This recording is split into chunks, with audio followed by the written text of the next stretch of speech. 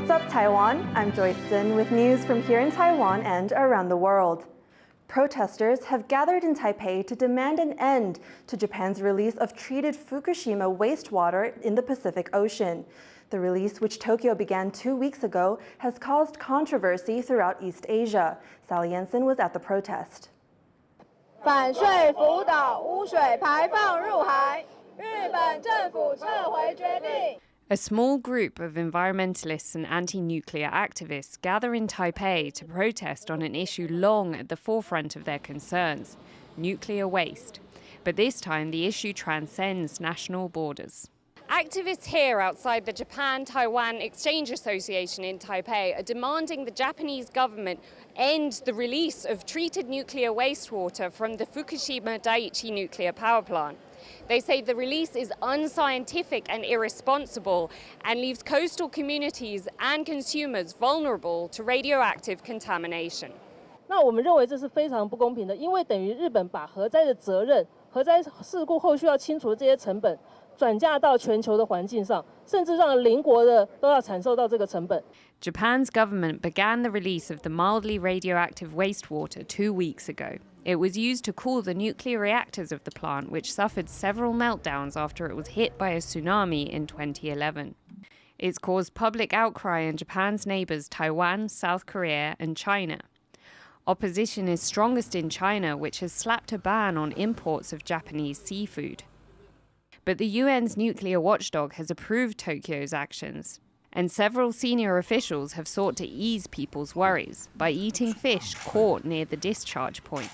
Scientists also say that the levels of radioactivity in the treated wastewater are negligible and pose no real risk to human or environmental health. The broad consensus is that risks to people who might be eating fish or swimming in the sea or living near the plant are going to be virtually zero.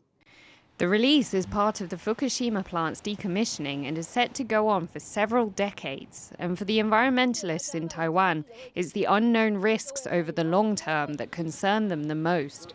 把它稀释入海，可能短期之内对我们大家的健康没有什么太大的影响，但是长期累积，那个影响是什么？没有任何的一个研究报告告诉我们，不用担心。 Despite multiple attempts from politicians, scientists and international bodies to reassure them, these activists are determined to continue to push for the Japanese government to halt the discharge, something they say could be an irreversible mistake. Patrick Tseng and Sally Jensen for TaiwanPlus. A report on the semiconductor industry has found that there are tens of thousands of monthly job openings in the sector. The report by one of Taiwan's biggest job hunting platforms, 104 Job Bank, found that an average of 23,000 jobs were available per month in the industry in the second quarter of this year. The report also says that the average salaries in the semiconductor industry saw a year-on-year rise of 3%. IC chip engineers earned the highest average monthly salary at about $3,100. White-collar workers in Taiwan are unhappy with their pay. A survey by a local job bank says 90% of office workers are dissatisfied with their salaries, a 5-year high. 75% say they won't be getting a pay bump this year. 25% say they haven't seen a raise in 5 years. The government is expected to increase the minimum wage this week, but the job bank says that won't affect most people. 大多数的上班族还是认为说，调高基本薪资对于自己的薪资水准是没有帮助的，甚至可能压缩到他们既有的奖金。市场预期加薪之后呢，可能会带来通膨的效果会更加的明显。Japanese media franchise Pokemon says it will open a store in Taipei and is now recruiting staff. But gamers say the pay on offer is too low. Laurel Stewart takes a look. A worldwide gaming phenomenon is coming to Taiwan. Pokemon has announced it's expanding its series of stores outside of Japan. As well as Singapore, Taipei has been chosen as a new centre selling Pokemon software, card games and other merchandise. With plans to launch in December, Pokemon is recruiting local staff, but with starting salaries of only about $1,000 per month. While many were excited about the prospect of working for the Pokemon company, others say the salary is not enough to live in Taipei. 好像可以再高一点。其实我觉得以现在如果大学新出来刚接第一份工作是还好，如果说他还有额外的福利的话，其实应该是还行，可是算不高啦。The average salary for graduates in Taiwan is between about $800 and $1,200 per month. So Pokemon's pay offer is average, though Taipei is more expensive to live in than other cities. One job bank says that, like most retail roles, the take-home salary is dependent on sales and performance. 不过通常很多都是属于以这个底薪制，再外加这个所谓的业绩跟销售奖金，也就是很多这个门市人员其实他看起来是属于这种比较低底薪但高奖金的一个工作。Taiwan is well known for its Pokemon co-branded events and promotions, so the new store could attract a large number of potential customers. If its employees hope to boost their pay with commissions and bonuses, they'll have to catch them all. Scott Huang and Laurel Stewart for TaiwanPlus. Are you happy with the way you look? Apparently, a lot of people in Taiwan are.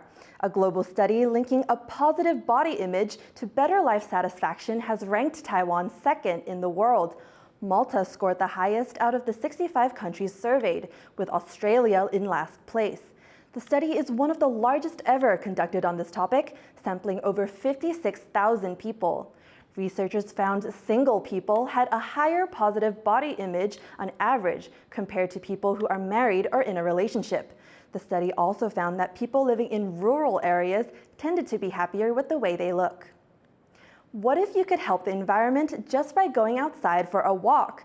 A shoe designer in the UK hopes to have made this possible with a pair of specially designed sneakers. Charlie Stora has the details.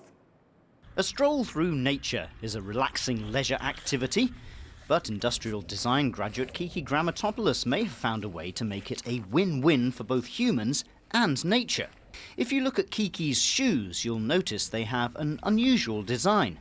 They're bulky, with a 3D printed outsole covered in tiny hooks. These sneakers were made with the purpose of catching and spreading plant seeds as the wearer walks or runs, much like the role that animals play in dispersing wild plants. I designed an outsole for a running trainer, a trail shoe actually, and the idea was to somewhat mimic what animals do with rewilding, so one of those being epizookery. And I took the idea of Velcro, which is also a form of biomimicry, and I blew it up into kind of a 3D texture around the outsole. Kiki's shoes were designed as part of the Rewild the Run project, which aims to spread plant seeds throughout urban areas. When coming up with the idea, Kiki looked at ways animals in the wild help to regenerate the surrounding biodiversity.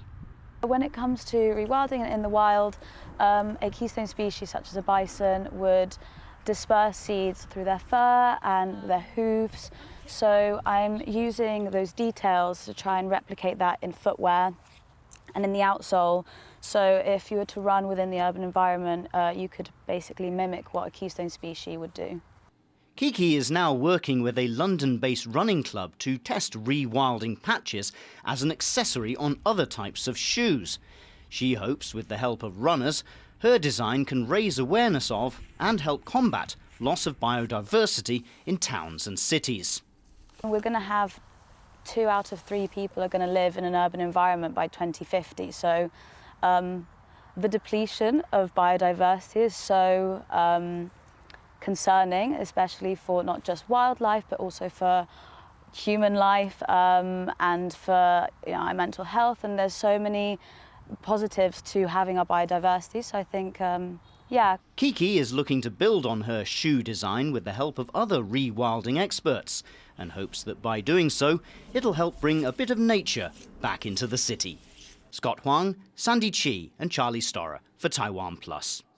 Thank you for watching What's Up Taiwan. I'm Joyce. Take care and see you next time.